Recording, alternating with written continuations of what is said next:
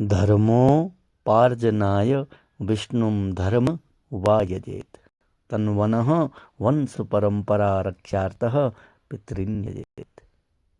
महाराज, धर्मोपार्जन के लिए विष्णु भगवान का यजन करना चाहिए और वंश परंपरा की रक्षा के लिए पितरों की बल के लिए मरुद गणों का यजन करें।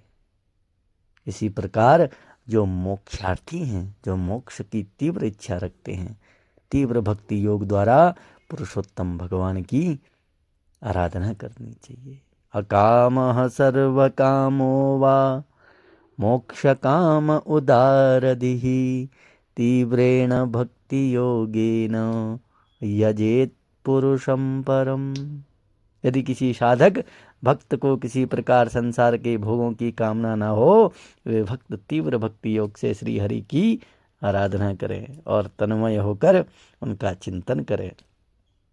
श्लोक में ऐसे भक्तों को उदारधि करके संबोधित किया है, क्योंकि उदारा सर्व एवेति कहकर महत्व दिया गया है। जितने भी उपासक हैं उन सबसे बड़ा हित इसी में है कि भगवान के प्रेमी भक्तों का संग करें, क्योंकि भगवत चलो भावो यद भागवत संगतः। भगवान के प्रेमी भक्तों का संग करके भगवान में अविचल भक्ति प्राप्ति हो जाती है। तब गोस्वामी जी ने मानस में यही भाव व्यक्त किया है। सत्संगत मुद मंगल मूला सोई फल सिद्धि सब साधन फूला। जिसके कान में भगवान श्री कृष्ण की लीला कथा नहीं पड़ी महाराज, वह मनुष्य पशु कुत्ते ग्राम शूकर ऊंट गधों के समान है महाराज।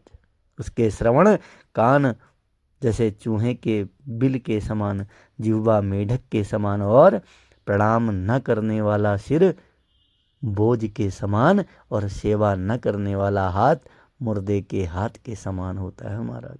तीर्थ यात्रा न करने वाले पैर वृक्ष के समान हो जाते हैं। इसी प्रकार भगवत कथा सुनकर जिसके नेत्रों में प्रेमाश्रु नहीं आते, शरीर में रोमांच नहीं होता, वह हृदय पत्थर के समान है। सोनक जी के पुनः निवेदन किया कि सूत जी, आपकी वाणी हमारे हृदय को मधुरता से भर देती है, इसलिए आप हमें वही प्रसंग सुनाए जिसका राजा परीक्षित के प्रश्नों का आत्मविद्या विशारद श्री सुखदेव जी ने उपदेश किया था महाराज। राधे राधे।